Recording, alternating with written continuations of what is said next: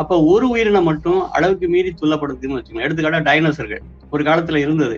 ஆனா இன்னைக்கு அந்த டைனோசர்கள் இல்லை. ஆனா உலகம் இருக்கு. அதே போல இந்த மனித சமூகம் வந்து தொடர்ச்சியாக இந்த இயற்கையின் மீது தாக்குதலை தொடுத்து கொண்டே இருந்தால் இந்த உலகம் இருக்கும். ஆனா மனித சமூகம் இருக்காது. அதுதான் நமக்கு கொடுக்கக்கூடிய எச்சரிக்கை. நான் போகின்ற பாதை, இந்த டெவலப்மெண்ட் பேரடியம் சொல்றோம் இல்லையா, இந்த சோகால்டு, அதாவது இந்த இப்ப இருக்கக்கூடிய இந்த வளர்ச்சி போக்கு என்பது மிகவும் தவறானது. அப்ப இந்த வளர்ச்சி போக்கிலிருந்து மாறி இயற்கையோடு இணைந்த ஒரு வகையான வாழ்க்கை பாதையை நம்ம தேர்ந்தெடுக்க வேண்டும். நீ பாத்தீங்கன்னா கேரளாவில் 2015 இருந்து தொடர்ந்து ஆண்டுதோறும் நடக்குது. முன்னாடி பாத்தீங்கன்னா 10 ஆண்டுகளுக்கு ஒருக்க, 15 ஆண்டுகளுக்கு ஒருக்க அங்கேயும் நடக்கும். ஆனா 2015 இருந்து நீங்க அந்த புள்ளிவரங்கள் எடுத்து பாத்தீங்கன்னா வரிசையா வந்து நடந்துகிட்டே இருக்கு. இதுதான் மிகப்பெரிய அச்சமாக இருக்குது நமக்கு. அந்த அந்த அந்த விழுக்காட்டு அளவு இருக்கு இல்லையா, அது வந்து கூட்டிக்கிட்டே போகுது. பெரிய மழை பெஞ்சிருச்சு, அதனால வந்து நிலச்சரிவு வந்துருச்சு, இயற்கை பேரிடர், இயற்கை சீரழிவு அப்படின்னு சொல்லி நம்ம வந்து தப்பிக்கிறோம். அப்படி இல்லை. அப்ப நம்ம வந்து அதிகமான வீடுகளை கட்டுறோம். இன்னும் பாத்தீங்கன்னா கேரளா வந்து வயநாடு மட்டும் இல்ல, பெரிய அளவுல மற்ற பகுதிகளில் இந்த சிக்கல் வந்துகிட்டே இருக்கு, வரப்போகுது. ஏன் அப்படின்னா அது வந்து குறிப்பா ஒன்றிய அரசுல இருக்கக்கூடிய அவங்களுடைய பார்வை என்ன அப்படின்னா, மாநிலங்கள் மேல பழிய போட்டு தப்பிச்சுட்டு போலாம் அப்படிங்கிற மாதிரியான ஒரு பார்வை தென்படுது. இது வந்து ரொம்ப ரொம்ப தவறான போக்கு. ஏன் அப்படின்னா இதுக்கு எல்லாருக்குமே அதுல பொறுப்பு இருக்கு. 23 जुलाई को केरल सरकार को अर्ली वार्निंग भारत सरकार की ओर से दी गई. அதாவது இப்போ ராகுல் காந்தி போன்றவர்கள் ஓரளவுக்கு அந்த ஒரு சில இப்ப அரசியல்வாதிகள் எடுத்துக்கிட்டீங்கன்னா ஒரு சிலருக்கு மட்டும்தான் இந்த சூழலியல் புரிதல் என்பது இருக்கு. அப்ப அவருக்கு வந்து இயல்பாக இருக்கக்கூடிய அந்த படிப்பு, புரிதல், சூழலியல் பற்றியான அக்கறை இதெல்லாம் சேர்ந்துதான் அவருக்கு வந்து ஒரு புதிய மாற்று ஒன்று உருவாக்க பாக்குறாரு. அப்ப அது வந்து நமக்கு வரவேற்கத்தக்கது. இப்படி ஒரு பார்வையோட தான் நம்ம அரசியல்வாதிகளை எதிர்பார்க்கிறோம். 1906, 20, 45 அப்படி வரிசையா வருது. ஆனா இது பாத்தீங்கன்னா இந்த இதனுடைய வேகம் வந்து அதிகரிச்சுட்டே இருக்கு. இன்னும் கடந்த 15 ஆண்டுகள்ல இந்த நிலச்சரிவினுடைய இது பாத்தீங்கன்னா ரொம்ப அதிகமா இதனுடைய வேகம் அதிகரிக்கிற காரணம் வந்து அங்க இருக்கக்கூடிய நிலப்பரப்பை வந்து மாற்றி அமைச்சிருக்கிறோம். இப்ப பாத்தீங்கன்னா கிட்டத்தட்ட ஒரு 15 ஆண்டுகள்ல ஒரு 11 விழுக்காடு வந்து அங்க காடுகள் வந்து அழிக்கப்பட்டிருக்குன்னு சொல்றாங்க. இப்ப ஆய்வுகள் வருது. அதுதான் வந்து மிகப்பெரிய சோகம். இதை நம்ம என்ன பாக்குறோம்னா ஒரு மழை மேல பழி போட்டுட்டோ அல்லது வந்து பருவநிலை மாற்றம் அல்லது காலநிலை மாற்றம் அப்படிங்கிற பேர்ல அவங்க பழி போட்டுட்டோ நம்ம தப்பிச்சு போக முடியாது. ஏன் அப்படின்னா ஒரு சூழலியல் செயல்பாட்டால நம்ம பார்க்கும்பொழுது என்ன பார்க்கணும் அப்படின்னா,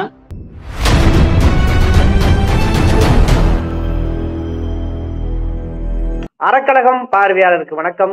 இன்னைக்கு நம்ம சந்திக்கிற மிக முக்கியமான சூழலியல் செயல்பாட்டு ஆளுமை இயற்கை வேளாண் விஞ்ஞானி திரு பாமையன் அவர்கள். ஐயா வணக்கம். வணக்கம். வணக்கம். முக்கியமா வயநாடு சம்பவம் கேள்விப்பட்டிருப்பீங்க. முன்னெப்பொழுதும் இல்லாதை விட அதிகமான உயிர் சேதங்கள் 400 தாண்டி போய்கொண்டிருக்கிறது. இதற்கு பல்வேறு காரணங்கள் சொல்லப்படுகிறது. குறிப்பாக இயற்கை சீற்றம், பருவநிலை மாற்றம், இப்படி பல்வேறு தகவல் சொல்லப்படுகின்றன. ஆனால் இவ்வளவு தூரத்துக்கு உயிர் சேதம் இருக்கிறது. தலைகளாக 2-3 கிராமங்கள் காணாமல் போயிருக்கிறது. ஒரு சூழல் செயல்பாட்டாளரா இந்த சம்பவத்தை எப்படிங்கய்யா பாக்குறீங்க? ரொம்ப ஒரு மிக வேதனையான ஒரு சம்பவம். இந்த நிகழ்வு கடந்த ஜூலை 30ஆம் நாள் காலையில அதிகாலையில வந்து மிகப்பெரிய ஒரு சோகம் நடந்திருக்கு. பாத்தீங்கன்னா வயநாடு அப்படிங்கிறது கேரளாவினுடைய ஒரு முக்கியமான பகுதி, மிக உயரமான பகுதி. அந்த பகுதியில நீங்க சொன்ன போல 3-4 கிராமங்கள் சொல்றாங்க. ஆனா 3 கிராமங்களும் உறுதியா சொல்லுறாங்க. இந்த பகுதிகளில் வந்து ஒரு பெரிய அளவுல வந்து நிலச்சரிவு ஏற்பட்டிருக்கு. அது இப்போ நீங்க 400க்கு மேல பதிவு செய்யறாங்க. ஆனா இன்னும் கொஞ்சம் கொஞ்சம் வந்துகிட்டே இருக்குது, தேடிக்கிட்டே இருக்காங்க அப்படிங்கிறது அளவுக்கு மிகப்பெரிய சோகம் ஏற்பட்டிருக்கு. இப்ப இராணுவம் மட்டும்தான் அங்க போக முடியுது, மற்றவங்க கூட போக முடியல. இப்ப மிகப்பெரிய அளவுல இந்த பேரழிவு நடந்த ஒரு காரணம் பார்க்கும் பொழுது, ஒன்று வந்து அதிகமான மழை.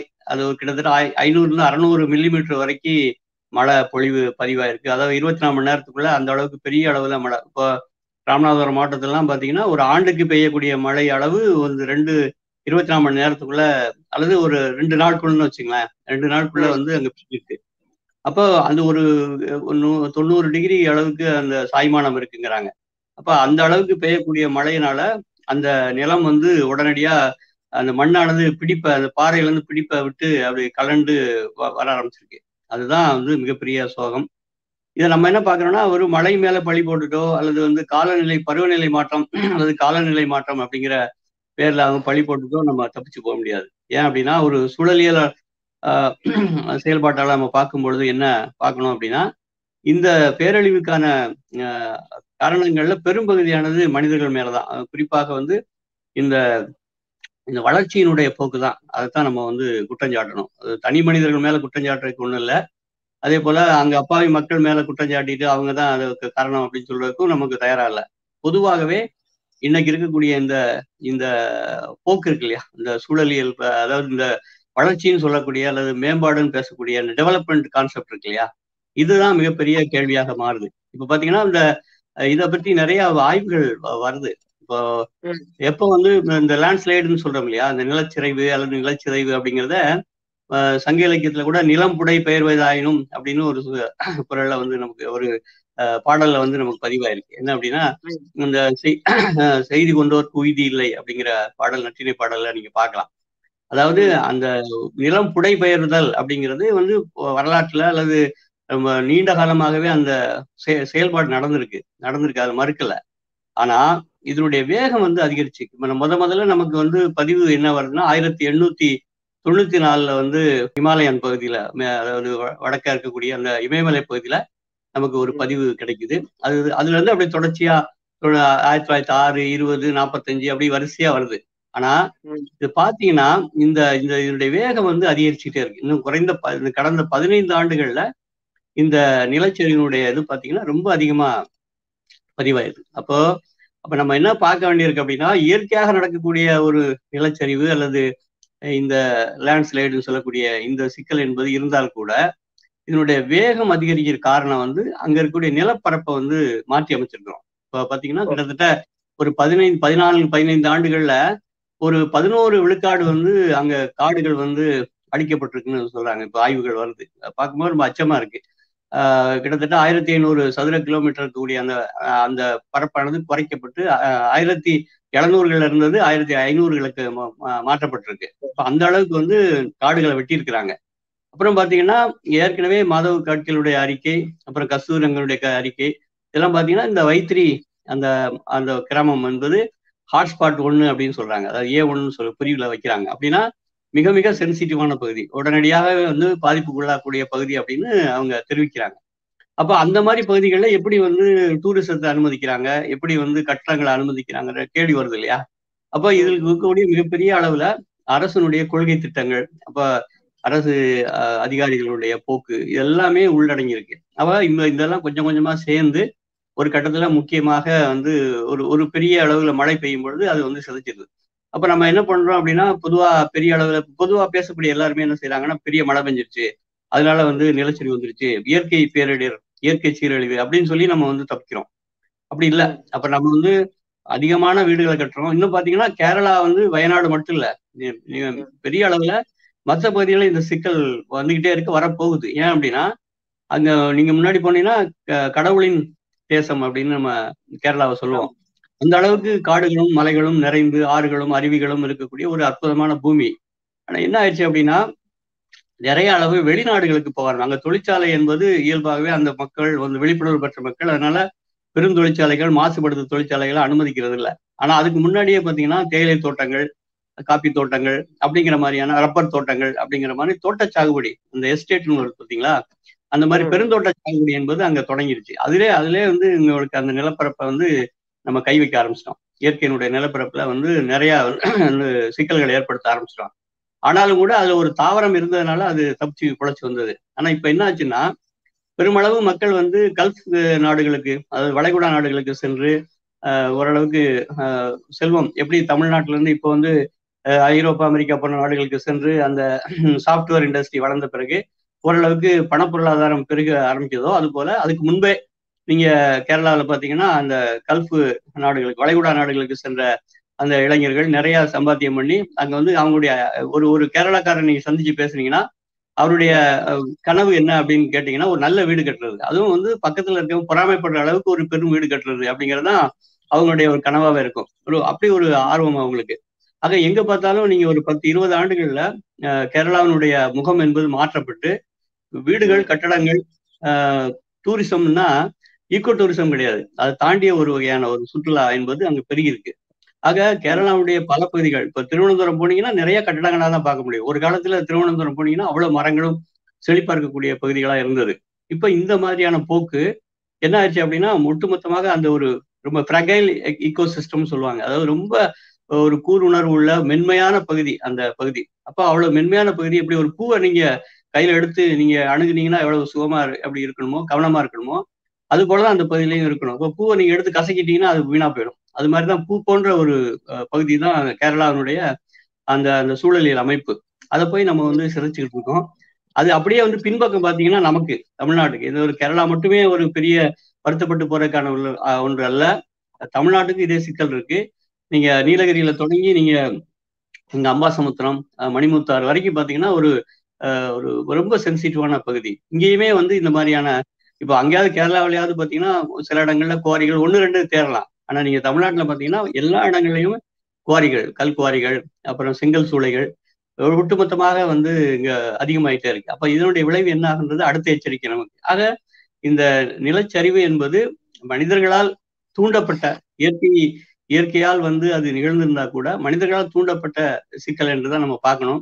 இப்ப இது வந்து நமக்கு கொடுக்கப்பட்ட மிகப்பெரிய எச்சரிக்கை. தொடர்ந்து இயற்கை வந்து நமக்கு எச்சரிக்கை கொடுத்துக்கிட்டே இருக்கு. சுனாமி மூலமா கொடுக்குது, பெரும் வறட்சி மூலமா கொடுக்குது, கடும் வெள்ளம் மூலமா கொடுக்குது, இப்போ இந்த நிலச்சரிவு மூலமாவும் கொடுக்குது. ஆனா மனித சமூகம் அதை ஏத்துக்கிட்டு வேற வழியில தொழில்நுட்ப ரீதியா தான் தீர்க்கணும்னு நினைக்கிறாங்களே ஒழிய வாழ்வியல்ல மாற்றத்தை ஏற்படுத்தணும், இப்ப இயற்கையோடு இணைந்து வாழணும் அப்படிங்கிற அந்த பார்வை வந்து வரமாட்டேங்குது. இதோ உலகம் முழுவதும் இருக்கக்கூடிய அறிஞர்கள் அதான் சொல்றாங்க, சூழலியல் அறிஞர்களும் சொல்றாங்க, மாற்று வாழ்வியல் பற்றி பேசுறவங்க என்ன சொல்றாங்கன்னா இந்த பேரடியம் ஷிஃப்ட் அப்படின்னு தொடர்ந்து பேசுறாங்க.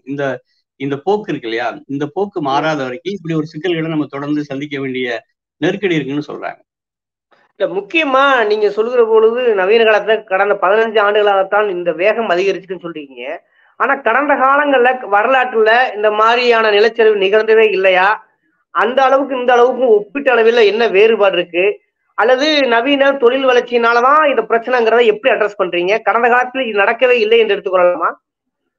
நிச்சயமா நடந்திருக்கு. நீங்க பாத்தீங்கன்னா அதனுடைய இன்டென்சிட்டின்னு சொல்ற பாருங்க, அது வந்து அதிகமாயிட்டே இருக்கு. இப்போ நீங்க வந்து ஒரு இடத்துல வந்து நடக்கக்கூடிய அந்த எண்ணிக்கை, இப்போ 4 பேர் 5 பேர் இறக்குறத நீங்க நம்ம பதிவுல பாக்குறோம். இப்ப பாத்தீங்கன்னா இது வந்து இப்ப நிறைய அளவுக்கு வந்து அந்த நிலம் வந்து சிதைகிறது, இதெல்லாம் பாத்தீங்கன்னா ரொம்ப ஆச்சரியமா இருக்கும்.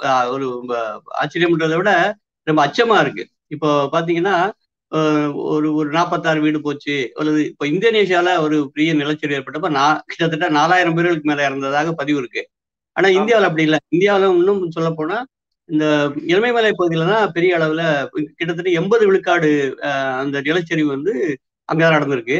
அதுல கூட பாத்தீங்கன்னா இந்த சேதாரம் அப்படின்னு உயிர் சேதாரம் என்பது மிக குறைவா இருந்தது. ஆனா என்ன ஆகுதுன்னா வர வர அந்த உயிர் சேதாரத்தோட எண்ணிக்கை வந்து கூடிக்கிட்டே போகுது. நீங்க ஒரு நாளும் ஒரு கட்டத்திலையும் இதனுடைய அளவு வந்து கூடிக்கிட்டே போகுது. அதுதான் இப்ப இருக்கக்கூடிய மிகப்பெரிய அச்சமா இருக்கு.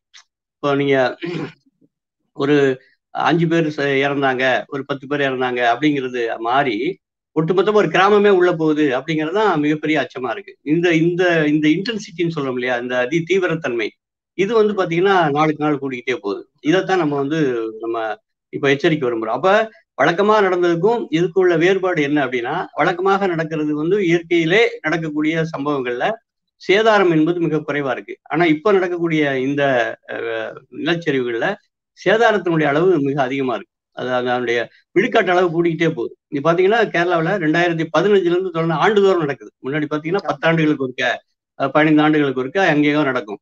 ஆனா 2015 இருந்து நீங்க அந்த புள்ளிவரங்கள் எடுத்து பாத்தீங்கன்னா வரிசையா வந்து நடந்துகிட்டே இருக்கு. இதுதான் மிகப்பெரிய அச்சமாக இருக்குது நமக்கு. அந்த அந்த அந்த விழுக்காட்டு அளவு இருக்கு இல்லையா, அது வந்து கூடிக்கிட்டே போகுது. அதுவும் தென்னிந்தியாவில இப்படி நடக்கிறது ரொம்ப ரொம்ப அரிது. அது இப்போ வந்து தொடர்ச்சியா நடக்கிறது அப்படிங்கிறது நமக்கு அச்சம். அப்போ ஒரு பகுதி என்ன சொல்றோம் அப்படின்னா, இந்த காலநிலை மாற்றத்தினால மழையினுடைய பொழிவு அதிகமாகுது, வறட்சி அதிகமாகுது, அதனுடைய விளைவுன்றது உண்மைதான், அதுல மறுக்கல. ஆனா அதை வந்து நம்ம வேகப்படுத்துறோம் பாருங்க, அதுதான் இப்ப இருக்கக்கூடிய சிக்கல். அப்ப காலநிலை மாற்றத்துக்கு தகுந்த மாதிரி நம்மளை வந்து மாத்திக்கணும், தகவமைச்சுக்கணும், அல்லது வந்து அதை எதிர்கொள்ள பழகிக்கணும். அதுக்கு பதிலாக என்ன செய்யறோம்னா நம்ம வேகப்படுத்துறோம். அங்க போயிட்டு பெரிய பெரிய கட்டடங்களை கட்டுறது, அப்புறம் அந்த காடுகளை அழிக்கிறது, இதெல்லாம் செய்யும் பொழுதுதான் இப்ப மிகப்பெரிய நமக்கு சிக்கல் வருது. அதுதான் இப்ப இருக்கக்கூடிய நமக்கு பெரிய அச்சம். ஓகே, இப்ப நீங்க சொல்லுகிற பொழுது அந்த சூழ்நிலை செயல்படுத்தல இயற்கையோடு எப்படி ஒன்றி வாழ்வது குறித்து ஒரு விழிப்புணர்வு ஏற்படுத்த மாதிரியான உங்க பதிவு தொடர்ந்து இருக்குது. ஆனா இங்க இன்னொன்றும் இருக்கிறது. இதையெல்லாம் கொஞ்சம் கூட பிரங்கையாக எடுத்து ஏற்றுக்கொள்ளாமல், ஒரு பாதிப்பாக ஒரு பாடமா ஏற்றுக்கொள்ளாமல், அரசுகளுக்கிடையே ஒரு அரசியல் போக்கு தான் நடக்கிறத பார்க்க முடியுது. அதாவது அமித்ஷா ஒரு வாரத்துக்கு முன்னாடியே நாங்க சொல்லிட்டோம், அவங்க தான் அஜாக்கிரதை இருக்காங்க சொல்றாங்க. ஆனா மாநில அரசு அவங்க சொன்னது சிறிய அளவுல தான் இருக்குன்னு சொன்னாங்க, இந்த அளவுக்கு பெரிய அளவுக்கு அவங்க எச்சரிக்கல அப்படிங்கிறாங்க. இன்னொன்னு, ஒழுங்காக இது பேரிடரா தேசிய பேரிடராக அறிவிக்க மறுக்குது மத்திய அரசு அப்படிங்கிற ஒரு குற்றச்சாட்டு இருக்குது. இங்க ஒரு கோரிக்கை இருக்குது. இந்த அரசியலையும் எப்படி சேர்த்து புரிந்து கொள்வது? இவர்கள் குறிப்பாக இயற்கை சார்ந்து சிந்திக்கிறதுக்கான வாய்ப்பு இருக்கா இனிமேலாவது?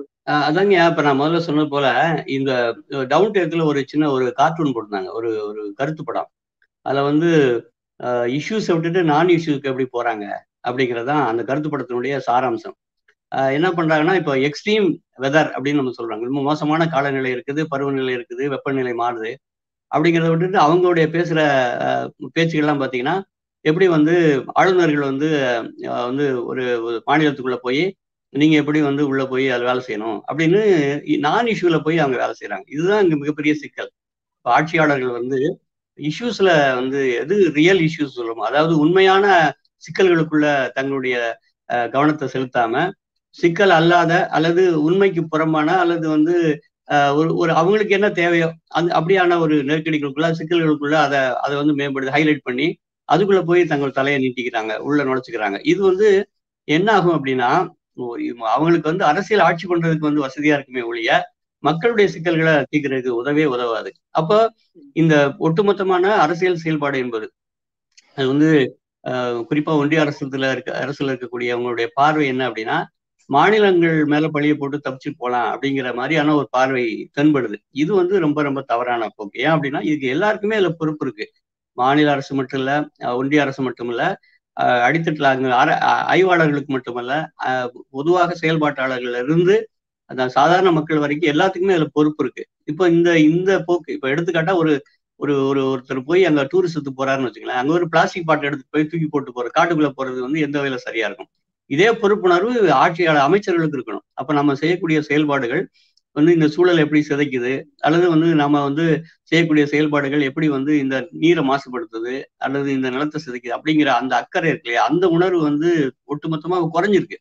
இப்ப ஐரோப்பாவில் இருக்கக்கூடிய மக்களுக்கு இருக்கக்கூடிய அந்த அக்கறை என்பது இயல்பாகவே இயற்கையோடு இணைந்த வாழ்க்கை தான் நம்முடைய தமிழர் வாழ்வியல். ஆனா அதுக்கு புறமான வாழ்க்கையை நம்ம இப்ப தொடர்ந்து வாழ்றோம். இங்கே மட்டும் இல்ல, பொதுவா இந்தியா முழுவதும் அந்த வெப்பமண்டல பகுதியில் இருக்கக்கூடிய மக்கள் இயற்கையோடு இணைந்த வாழ்வியல் இருந்தா மட்டும்தான் அவங்க வாழ முடியும்.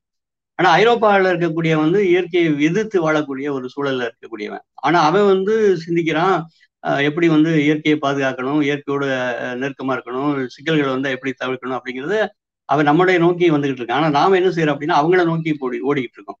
இதுதான் இன்னைக்கு இருக்கிற ஆட்சியாளர்களுடைய சிக்கல்கள். அப்ப ஆட்சியாளர்களுடைய அந்த பார்வை இப்ப என்ன நினைக்கிறாங்க அப்படின்னா, நிறைய நீர்மின், அதாவது அனல் மின் நிலையங்கள் கட்டுறது, நிறைய மின்சாரத்தை அதிகப்படுத்துறது, நிறைய ஆற்றலை பயன்படுத்துறது, அது நான் ரெனியூபிள்னு சொல்றோம் இல்லையா, அதாவது புதுப்பிக்க முடியாத வளங்களை கையாண்டு அதன் மூலமா பெரும்பெரும் தொழிற்சாலைகளை கட்டி அதன் மூலமாக பெரிய அளவுக்கு அதாவது பணத்தை, கரன்சி எக்கானமியை மையப்படுத்திய ஜிடிபி தான் அவங்களுடைய அடிப்படை அல்டிமேட் எய்மா என்னவா இருக்குன்னா ஜிடிபியை கூட்டுறது. இப்ப ஜிடிபியை கூட பரவலாக்குறது இல்லை, ஒரு குறிப்பிட்ட சில பேருடைய ஜிடிபி அதிகப்படுத்தி அதை சராசரி கணக்கு போட்டு சொல்லிடுது. இப்போ பாத்தீங்கன்னா, ஒரு வகுப்பறையில 100 மாணவர்கள் இருக்காங்கன்னு வச்சுங்களேன், 100 மாணவர்கள்ல 5 பேர் அல்லது 10 பேர் மட்டும் 90 மார்க் எடுக்கிறாங்க. மித்த 90 விழுக்காடு மாணவர்கள் 30 மார்க் எடுக்கிறாங்க. கூட்டி சராசரி போட்டு எல்லாரும் பாஸ் அப்படின்னு போடுற மாதிரியான ஒரு கணக்கீடு நமக்கு இருக்கு. இந்த ஜிடிபி கணக்கீடு இந்தியாவில் போயிட்டு இருக்கு. அப்ப நாங்க 5வது பொருளாதாரம் ஆயிட்டோம், 3வது பொருளாதாரம் வரப்போறோம் அப்படிங்கிற இந்த பேச்சுக்கள் இருக்கு இல்லையா, இது எந்த விதத்திலும் பயன்படாது. மக்களுடைய மகிழ்ச்சி, நிம்மதி, பாதுகாப்பு எல்லாத்தையும் உறுதிப்படுத்துறது தான் ஒரு அரசனுடைய அடிப்படை கடமை. அப்ப அதை விட்டுட்டு நம்ம வேற எதுக்கு போறது அப்படிங்கிறது பிரச்சனையை தட்டி கழிக்கிறது தான். அப்ப தட்டி கழிக்கும் போது என்ன ஆகும் அப்படின்னா, இன்னும் அதிகமான சிக்கல்கள் உருவாகும். அப்ப மக்களுக்கும் ஆட்சிக்கும் உள்ள அந்த அந்த ஒட்டுறவு என்பது பிரிஞ்சுக்கிட்டே போகும். நீங்க பாத்தீங்கன்னா, பிரிட்டிஷ்காரங்க அல்லது போர்ச்சுகீசியர்கள் இந்தியாவுக்குள்ள வளரும்போது அவங்களுடைய எண்ணிக்கை மிக மிக குறைவு, ஒரு சின்ன வணிக மன்றம் தான் வந்தாங்க. ஆனா இன்னைக்கு பாத்தீங்கன்னா, அந்த நாடு நம்ம இந்தியாவே ஒட்டுமொத்தமாக ஆங்கிலேயர் கையில அடிமையானது. அது காரணம் என்னன்னா, அன்னைக்கு இருந்த ஆட்சியாளர்கள் மக்களோட நெருக்கமா இல்லை, அவங்களுக்கும் மக்களுக்கும் ஒரு பாரதூரமான விலகல் இருந்தது. அப்ப அவங்க ராம ஆண்டான ராவண ஆண்டான அப்படின்னு மக்கள் நினைச்சாங்க. அதே போக்கு வளர்ந்துரும். அப்ப இந்தியாவில் வந்து ஆட்சியாளர்களுக்கும் மக்களுக்கான உறவு வந்து துண்டிக்கப்பட்டால் அது மிகப்பெரிய சிக்கலை உருவாக்கும். அது யாருக்கு வசதினா பன்னாட்டு நிறுவனங்களுக்கு ரொம்ப வசதியா போகும். நிறைய இங்க இருக்கக்கூடிய வளங்கள் எடுத்துட்டு போறதுக்கு எப்படி ஆங்கிலேயர்கள் வந்து போர்ச்சுகீசியர்கள் ஐரோப்பியர்கள் வந்து நம்மகிட்ட இருந்து வளங்கள் எடுத்துட்டு போனாங்களோ அதே போல இன்னைக்கு இருக்கக்கூடிய பன்னாட்டு நிறுவனங்கள் இந்த நம்முடைய வளங்கள் எடுத்துட்டு போவாங்க. அப்ப துயரம் எல்லாம் நமக்கு, அவங்க மகிழ்ச்சி எல்லாம் அவங்களுக்கு அப்படின்ற மாதிரி தான் ஆகும். இது மிகப்பெரிய ஆபத்து. ஓகே, அப்ப இறுதியா இந்த சம்பவத்தை எப்படி புரிந்து கொள்வது, எப்படி எதிர்கொள்வது? நிச்சயமாங்கய்யா. இப்ப வந்து இயற்கை என்பது நமக்கு தாய். இந்த இயற்கை தாயை நீங்க வந்து துன்பப்படுத்துனீங்கன்னா ஒரு அளவுக்கு தான் பொறுத்துக் கொள்வா. அதாவது வள்ளுவர் சொன்னது மாதிரி அந்த நிலம் என்னும் நல்லாள் தான் ஒரு நல்ல தாய். ஒரு குழந்தை வந்து தொடர்ந்து தொல்லப்படுத்து அப்படின்னா கொஞ்சம் அடிப்பா, கொஞ்சம் தட்டுவா, அதை பண்ணி சரி பண்ணிக்கிட்டே இருப்பா. ஆனா அந்த தாயை மீறி அந்த அந்த அந்த அந்த சூழலை மீறி நீங்க வந்து அதை வந்து காயப்படுத்தும் பொழுதோ துன்பப்படுத்தும் பொழுதோ, ஏன்னா அந்த தாய்க்கு வந்து எல்லா பிள்ளைகளும் ஒண்ணுதான். இப்போ கிட்டத்தட்ட அந்த சமூக இந்த உலக பந்துல புவி பந்துல இருக்கக்கூடிய ஒரு வைரஸ்ல இருந்து அல்லது ஒரு பாக்டீரியால இருந்து மனிதர்கள் வரைக்கும் எல்லாமே அதனுடைய குழந்தைகள் தான், அந்த தாயுடைய குழந்தைகள் தான். அப்ப ஒரு உயிரினம் மட்டும் அளவுக்கு மீறி துள்ளப்படுத்துன்னு வச்சுக்கோங்க. எடுத்துக்காட்டா டைனோசர்கள் ஒரு காலத்துல இருந்தது. ஆனா இன்னைக்கு அந்த டைனோசர்கள் இல்லை. ஆனா உலகம் இருக்கு. அதே போல இந்த மனித சமூகம் வந்து தொடர்ச்சியாக இந்த இயற்கையின் மீது தாக்குதலை தொடுத்து கொண்டே இருந்தால் இந்த உலகம் இருக்கும், ஆனா மனித சமூகம் இருக்காது. அதுதான் நமக்கு கொடுக்கக்கூடிய எச்சரிக்கை.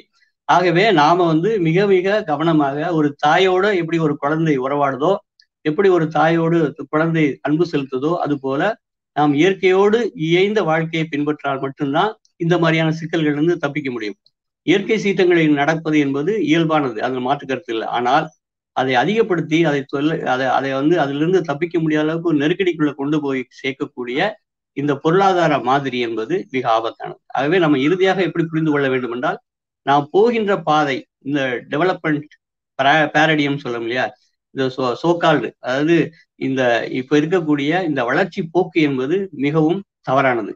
அப்ப இந்த வளர்ச்சி போக்கிலிருந்து மாறி இயற்கையோடு இணைந்த ஒரு வகையான வாழ்க்கை பாதையை நம்ம தேர்ந்தெடுக்க வேண்டும். அதுதான் நம்ம சொல்லக்கூடிய ஒரு செய்தியாக இருக்கும் என்று நான் கருதுகிறேன்.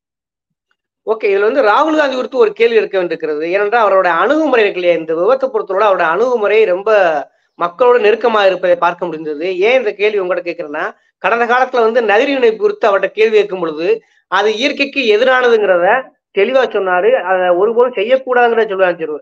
அப்ப சூழலில் பார்வை அவர் ராகுல் காந்திக்கு இருக்கிறது என்று எடுத்துக்கொள்ளலாமா? இப்ப இந்த விபத்து கூட அவர் அணுகுமுறை மக்களுக்கு நெருக்கமா இருக்கிறதே எப்படி புரிந்து கொள்வது? வருங்காலத்துல ராகுல் காந்தி கிட்ட இந்த மாற்றம் சரியான மாற்றம் பாக்குறீங்களா? அதாவது இப்போ ராகுல் காந்தி போன்றவர்கள் ஓரளவுக்கு அந்த ஒரு சில இப்ப அரசியல்வாதிகள் எடுத்துக்கிட்டீங்கன்னா ஒரு சிலருக்கு மட்டும்தான் இந்த சூழலியல் புரிதல் என்பது இருக்கு.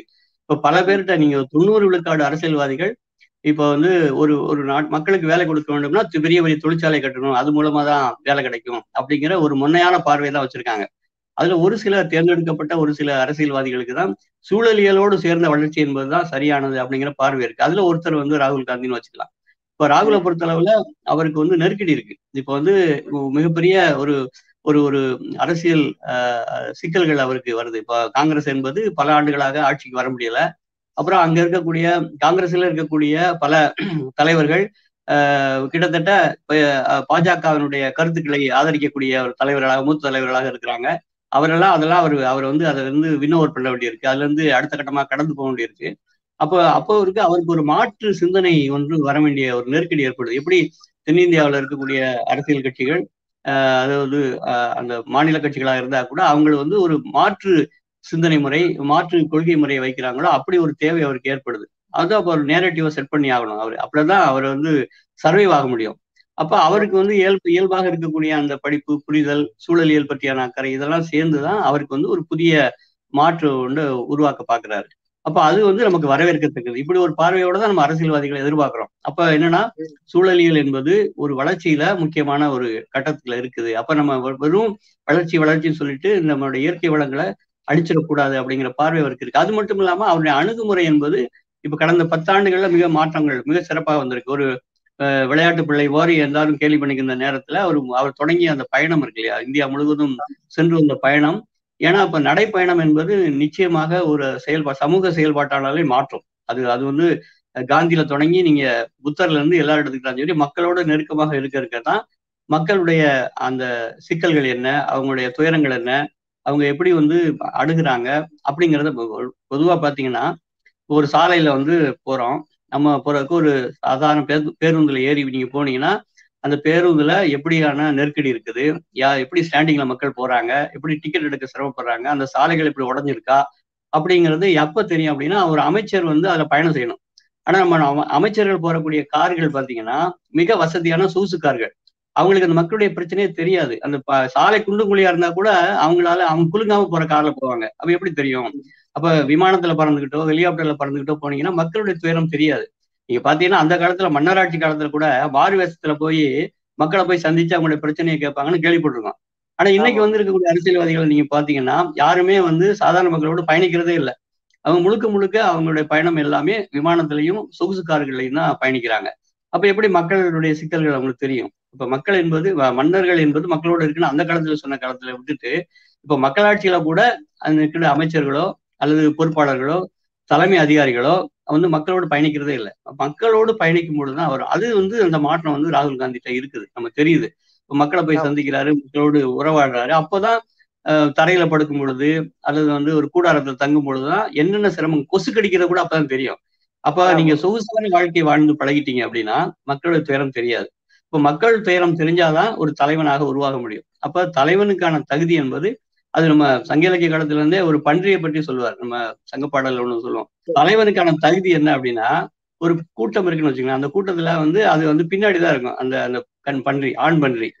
அப்ப ஏதாவது ஆபத்து வரும்போது வேகமா எல்லாத்தையும் பின்னாடி தள்ளிட்டு அது முன்னாடி போய் நிற்கும். அது மாதிரி ஒரு தலைவன் இருக்கணும். அதாவது துயரங்களை ஏற்றுக்கொள்ளக்கூடியவனாகவும் துயரங்கள்ல இருந்து அந்த மக்களை பாதுகாக்கணும் தான் ஒரு தலைவன் இருக்கணுமே ஒழிய, மாலை சூட்டிக் கொள்வதும் அதாவது படங்களுக்கு இது கொடுக்கறதும் நம்ம புகைப்படங்களுக்கு வந்து முன்னாடி நின்றுகிட்டு எடுக்கிறதும் அந்த மாதிரி ரிப்பன் வெட்டுறதும் ஒரு தலைவனுக்கான அழகு அல்ல. ஒரு அழகு என்பது ஒரு கேழல், எப்படி ஒரு பன்றி, காட்டு பன்றி எப்படி தன்னுடைய கூட்டத்தை தன் உயிரை கொடுத்து ஒண்ணு சண்டை போடும் சண்டை போட்டுட்டு அது வந்து சாகும் அல்லது அந்த கூட்டத்தை காப்பாற்றும். அதுதான் அந்த அந்த தலைவனுக்கான அழகுன்னு சொல்லி சங்கப்பாடம் சொல்லுது.